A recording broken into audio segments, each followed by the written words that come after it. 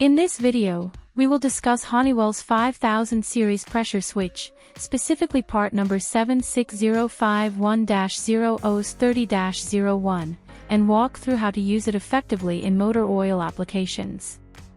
The 5000 series pressure switches, including the 76051-3-1 model, are versatile components designed for use in a wide range of media, including air, transmission oils, jet fuels, and motor oils. Their rugged design and reliable performance make them ideal for demanding environments. Let's see how to locate the datasheet. Go to Honeywell IA support portal.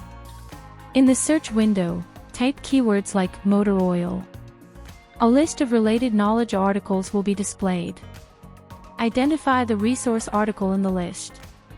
Open the resource article. Go to the Files section. Download the .pdf file. Thank you for watching.